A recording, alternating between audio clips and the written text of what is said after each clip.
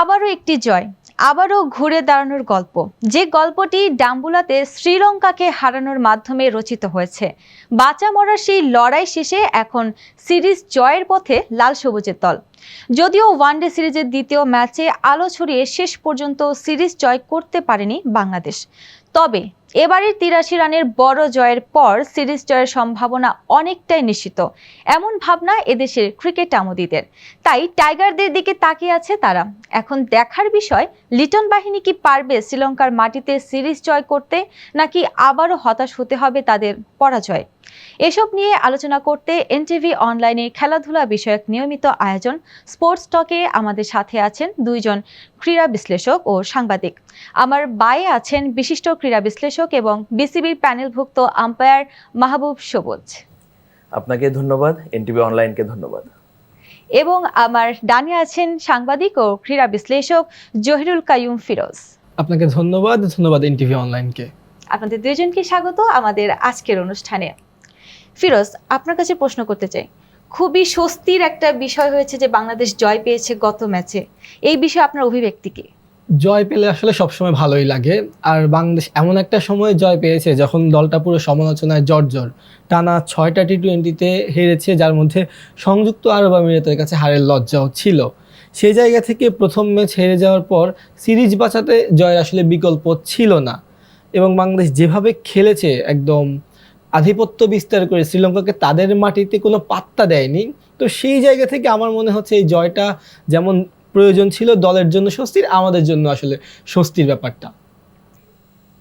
সবুজ, আপনার কাছে আমার প্রশ্ন, প্রথম ম্যাচের পর বাংলাদেশ একাদশ দ্বিতীয় ম্যাচে বেশ বড়সড় একটা পরিবর্তনের লক্ষ্য করেছে এবং মাঠে সেটা আমরা দেখতে পেরেছি। তো অনেক বড় একটা ব্যবধানে কিন্তু জয়ও পেয়েছে বাংলাদেশ। সেই ক্ষেত্রে ওই খেলায় বাংলাদেশের কি আরো কিছু দেখানোর বিষয় ছিল বা কোথাও কি কোনো ভুল ছিল? ধন্যবাদ। শুরুতেই আমি বাংলাদেশ দলকে অভিনন্দন জানাতে চাই, কারণ দারুণ একটা জয় উপহার দিয়েছে। বাংলাদেশ খুবই কোণঠাসা অবস্থায় ছিল, মাঠে এবং মাঠের বাইরে নানাভাবে সমালোচিত হচ্ছিল। সেখান থেকে তারা দেখিয়েছে এভাবেও কিন্তু ফিরে আসা যায়, এবং বাংলাদেশ ফিরে এসেছে দাপুটেভাবে। শ্রীলঙ্কার মাঠে একেবারে কোণঠাসা করে ফেলেছে। ৮৩ রানের এটা কিন্তু টি-20তে অনেক বড় জয়, ৮৩ রানের জয়। তবে এখন বাংলাদেশের সামনে একটা দারুণ ইতিহাস গড়ার সুযোগ। বাংলাদেশ শ্রীলঙ্কার বিপক্ষে ওয়ানডে সিরিজ জিতেছে, কিন্তু কখনো টেস্ট বা টি-20 সিরিজ জিততে পারেনি। তো বাংলাদেশ যদি এই ম্যাচে জিতে তাহলে আসলে ইতিহাস গড়বে। আর আপনি যেটা বলছিলেন প্রথম টি-20 এবং দ্বিতীয় টি-20-র একাদশের পরিবর্তনের কথা, প্রথম টি-20-র পর কিন্তু আমরা দ্বিতীয় টি-20-তে পরিবর্তন দেখেছি। বিশেষ করে আমরা জাকের আলী অনেক ফিরেছে, সেক্ষেত্রে নাইম শেখ বাদ গিয়েছে। তবে বড় রোল প্লে করেছে কিন্তু লিটন দাস এবং শামীম পাটোয়ারি। মূলত বলা যায় যে শামীম পাটোয়ারিকে আমি এক্সপেক্টর বলবো, এবং তিনি কিন্তু দারুণভাবে ম্যাচের মোমেন্টাম বারবার বাংলাদেশের দিকে এনে দিয়েছেন, সেটা ব্যাট হাতে এবং ফিল্ডিংয়ের সময়। ফিল্ডিংয়ে কিন্তু দারুণ একটি রান আউট করেছেন, যেটা কুশল মেন্ডিস কেমন খেলেছে পুরো সিরিজ জুড়ে সেটা সবাই জানে। সে ওয়ানডে বলেন, টেস্ট বলেন, প্রতিটা ক্ষেত্রে কিন্তু Kusal Mendis man of the series হয়েছে ওয়ানডেতে, এবং প্রথম টি-20তেও দারুণ ব্যাটিং করে প্রায় মনে হয় 70 ইনিংস খেলেছে। বাংলাদেশকে একাই কিন্তু সিটকে দিয়েছিল। সেক্ষেত্রে তার রান আউট করেছে, ম্যাচের মোমেন্টাম ফিরিয়ে দিয়েছে বাংলাদেশ। তারপরই কিন্তু দারুণভাবে ঘুরে দাঁড়িয়েছে এবং বাংলাদেশ জয় পেয়েছে। এবং যেটা বললেন যে আরও পরিবর্তন বা আরও কিছু হলে ভালো হতো, সেক্ষেত্রে বলতে হয় বাংলাদেশের কিন্তু ওপেনিং জুটিটা খুব বেশি ভালো হয়নি। পারভেজ ইমন এবং তানজিদ তামিম দুজনই কিন্তু অনেক দ্রুত আউট হয়েছিলেন। মাত্র 7 রানে আমরা ওপেনিং জুটি হারিয়েছি, কিন্তু তারপরেও কামব্যাক করেছি। অধিনায়ক লিটন ভালোভাবে কামব্যাক করেছে, নানাভাবে সমালোচিত হচ্ছিল। সাদা বলে আসলে তিনি কোনো রানই পাচ্ছিলেন না, সেক্ষেত্রে দারুণ একটি রান করেছেন, দলকে সামনে থেকে নেতৃত্ব দিয়েছেন। আশা করি সামনের ম্যাচেও লিটন ভালো করবে, বাংলাদেশ দল ভালো করবে। ফিরোজ, সবুজের কাছে করার প্রশ্নটি আমি আপনাকে একটু ভিন্নভাবে করতে চাই, যে প্রথম ম্যাচের পর দ্বিতীয় ম্যাচে কোন পার্থক্যটা আসলে আমাদেরকে জয়ের দিকে নিয়ে গেছে, আর সেই ম্যাচে সেরা পারফর্মার কে ছিল? যদি বলা হয় যে প্রথম ম্যাচের সঙ্গে দ্বিতীয় ম্যাচের পার্থক্য, একটা টার্নিং পয়েন্টটা কোথায়, আমি বলবো দলগত পারফরমেন্স। আমরা প্রথম ম্যাচে খুব ভালো করতে পারিনি, যে রান করেছিলাম এর বিপরীতে বোলিং ডিফেন্ড করতে যা করতে হয় সেটা আমরা পারিনি। দ্বিতীয় ম্যাচটা যদি আপনি দেখেন, 7 রানে 2 ওপেনার চলে যাওয়ার পর Liton Das captain leading from the front. আমাদের অধিনায়ককে নিয়ে কথা হচ্ছিল যে ওয়ানডেতে যিনি একাদশে জায়গা পান না, তিনি টি-20তে নেতৃত্ব দিচ্ছেন। বাংলাদেশের টেকনিক্যালি অন্যতম সাউন্ড প্লেয়ার কিন্তু লিটন, তার ব্যাটিং নিয়ে আসলে কোনো ডাউট কারণ নেই, তবে তিনি রান পাচ্ছিলেন না, নিজেও হতাশ হয়ে পড়ছিলেন। সেই জায়গা থেকে 50 বলে 76 রানের যে ইনিংসটা খেললেন, ক্যাপ্টেন্স নক, বাংলাদেশের ম্যাচের মোমেন্টামটা সেখানেই গড়ে দিয়েছে। 7 রানে 2 উইকেট যাওয়ার পর আমাদের তৃতীয় উইকেটের তহিদ হৃদয়কে নিয়ে তিনি আপনার একটা সুন্দর জুটি করেছেন 69 রানের, সেই জুটিটা একটা ভিত দাঁড় করিয়েছে। তারপর শামীম হোসেন পাটোয়ারি এসে শেষ দিকে বাংলাদেশকে এগিয়ে নিয়েছেন। টি-20 মূলত হচ্ছে আপনার রানের খেলা, লিটন সেই কাজটাই করেছেন। 152 স্ট্রাইক রেটে যা করেছেন 76 রান, তার ইনিংসে 4 ছিল মাত্র একটা, কিন্তু ছক্কা ছিল 5টা। সেখান থেকে শামীম 27 বলে 48 করে দুর্ভাগ্যবশত রান আউটে কাটা পড়েছেন, না হলে তার ইনিংসটা আরও বড় হতে পারত। এটা একটা টার্নিং পয়েন্ট ব্যাটিংয়ে। একটা জুটি আমরা দেখেছি হৃদয় লিটনের হচ্ছে আপনার 69 রানের জুটি তৃতীয় উইকেটে, পঞ্চম উইকেটে আবার শামীমকে নিয়ে লিটন করেছে 77 রানের জুটি। আমাদের ব্যাটিংয়ে একটা বড় সংগ্রহ, 177 রান এসেছে। এরপর যখন আমরা শ্রীলঙ্কাকে ব্যাটিংয়ে পাঠালাম, 178 রান লক্ষ্য টি-20 বিচারে অনেক বড় নয়, তার উপর শ্রীলঙ্কা স্বাগতিক। তবে বাংলাদেশ একটা দারুণ কাজ করেছে, বোলাররা 30 রান তুলতেই শ্রীলঙ্কার 4 উইকেট ফেলে দিয়েছে। একটা দলের ভিত ব্যাটিংটা যখন আপনার পুরোপুরি নড়ে যায়, সেখান থেকে প্রতিপক্ষ ঘুরে দাঁড়াতে পারে না। এরপর আসা যাক আমাদের যে 5 জন বোলার বোলিং করেছেন, শরীফুল, মুস্তাফিজ, রিশাদ, সাইফুদ্দিন, মিরাজ, প্রত্যেকে উইকেট পেয়েছেন। একটা দলগত পারফরমেন্স তো এমনই হয়, ফিল্ডিংটাও জমাটি হয়েছে, যে কারণে আমরা ওদেরকে 100 রানের নিচে অল আউট করেছি, 15 ওভারের মধ্যে গুটিয়ে ফেলেছি। আরও একটা বড় কথা যেটা সবুজ ভাই বলছিলেন, 83 রানের বিশাল জয়, টি-20তে এটা কিন্তু অনেক বড় ব্যাপার।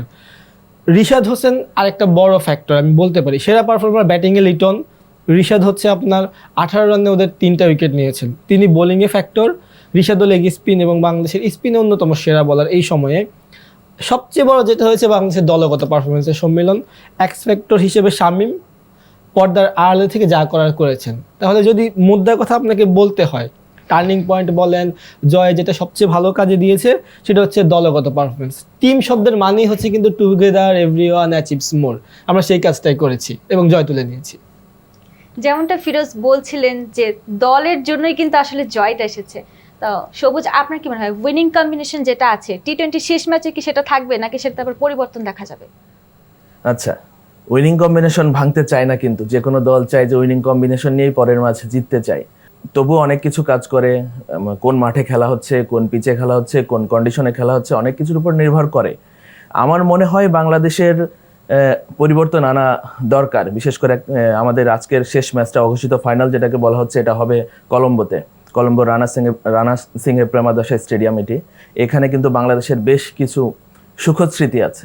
বাংলাদেশের টি-20তে সর্বোচ্চ রান কিন্তু এখানে 215 রান শ্রীলঙ্কার বিপক্ষেই চেস করে কিন্তু বাংলাদেশ জিতেছিল 2018 সালে। ওই নিদাহাস ট্রফিতে সেই খেলাটা হয়েছিল। ওই টুর্নামেন্টেই কিন্তু আরও একটা ম্যাচ শ্রীলঙ্কার বিপক্ষে বাংলাদেশ জিতেছিল। আর প্রেমাদাসাই কিন্তু মোটামুটি ব্যাটিং সহায়ক হবে, রান হবে বেশি, এমনটাই আশা করা যাচ্ছে। তো আমি চাচ্ছি আসলে এখানে তাসকিনকে ইনক্লুড করতে, বাংলাদেশের বর্তমান সময়ের সেরা পেসার বলা যায় তাসকিনকে, এবং দারুণ পারফরমেন্স করেছেন। প্রথম ওয়ানডেতেই কলম্বোতেই কিন্তু 4 উইকেট নিয়েছিলেন, মাঝে শেষ টি-20তে হয়তো তাকে বিশ্রাম দেওয়া হয়েছিল। আমি চাইবো, হয়তো সাইফুদ্দিন খুব ভালো করেছে গত ম্যাচে, তারপরেও আমি চাইবো যে সাইফুদ্দিনের জায়গায় হয়তো তাসকিন আসবে। এছাড়া প্রেমাদাসাই কিন্তু খুব ভালো বাঁহাতি বলারদের খুব ভালো রেকর্ড আছে, বাঁহাতি বলাররা খুব এখানে ভালো করে, অর্থোডক্স বাঁহাতি বলার। সেক্ষেত্রে আমি চাইবো যে নাসুমকে ইনক্লুড করা। নাসুম বাংলাদেশের হয়ে এই ম্যাচে অনেক বড় এক্সপেক্টর হতে পারে। সেক্ষেত্রে দুটি পরিবর্তন আমার মনে হয় আসতে পারে, যে মেহেদী হাসান মিরাজকে হয়তো একটু বিশ্রাম দেওয়া যেতে পারে, সেক্ষেত্রে নাসুম আহমদ আসতে পারে। এছাড়া মোহাম্মদ সাইফুদ্দিনের পরিবর্তে আমরা তাসকিনকে দেখতে পারি। যেমনটা সবুজ বলছিলেন, পরিবর্তন হোক বা না হোক, আজকের ম্যাচে টস কি কোনো ভাইটাল রোল প্লে করবে? আজকের ম্যাচে মাঠে নামার আগে টসটাই সবচেয়ে গুরুত্বপূর্ণ। প্রেমাদাসায় আপনার সর্বশেষ যে 10টা টি-20 খেলা হয়েছিল, তার মধ্যে যারা আগে ব্যাটিং করেছে 9টা ম্যাচই হেরেছে। একেবারেই টস যারা জিতবে, 2 অধিনায়কই চাইবেন টস জিততে, এবং টস জিতে কোনো কিছু না ভেবে ফিল্ডিং নিতে। একটা কারণ, 10 ম্যাচে 9টাতে আপনি আগে ব্যাটিং করে হেরেছেন, আপনি জেনে শুনে কিন্তু ব্যাটিং নেবেন না, এটা একটা দিক। আর একটা দিক হচ্ছে অ্যাভারেজ ফার্স্ট ইনিংস স্কোর কিন্তু এখানে খুবই কম, বিশেষ করে যদি আপনি লাস্ট 10টা ম্যাচে দেখেন মাত্র 125। সেই জায়গায় টি-20তে 125 রান নিয়ে কোনো দল আসলে জেতার দুঃসাহসটা করতে পারে না। সেই জায়গা থেকে আমি বলবো, আমি না আসলে যদি খেলাটা বোঝেন আমাদের অধিনায়করা, একটু স্টেটটা দেখেন, তাহলে বোধহয় টস জিতলে তিনি ফিল্ডিংটাই নেবেন এবং অবশ্যই চাইবেন টস জিততে। সে জায়গায় টসটা খুবই ভাইটাল, আর যদি আমরা জিততে পারি, বোলিংটা নিতে পারি, বোধহয় আমাদের ম্যাচ জয়ের কাজটা অনেকটা এগিয়ে থাকবে বাকিটা মাঠে। সবুজ, আপনার কাছে জানা ছিল যে বাংলাদেশের আজকের ম্যাচে কি কি পরিবর্তন আসতে পারে? আমরা তো বললামই বাংলাদেশ দলের একাদশে পরিবর্তন আসতে পারে, স্ট্র্যাটেজিক্যাল কিছু পরিবর্তন আসতে পারে। ফিরোজ বলল যে বাংলাদেশ হয়তো টসে জিতলে, বাংলাদেশ না যে কেউ টসে জিতলে এখানে আগে বোলিং করার জন্যই চাইবে, সেটাই এখানে আশা। এছাড়া শ্রীলঙ্কা দলের পরিবর্তনও বলতে পারেন, শ্রীলঙ্কা হয়তো পরিবর্তন আসতে পারে, তাদের কিন্তু দুটা ম্যাচই একই কম্বিনেশন নিয়ে খেলেছে, সেক্ষেত্রে কোনো পরিবর্তন আসতেও পারে। পাথিরানার মতো বলার আছে, তাকে বসিয়ে রাখা হয়েছে, তাকে খেলাতে পারে।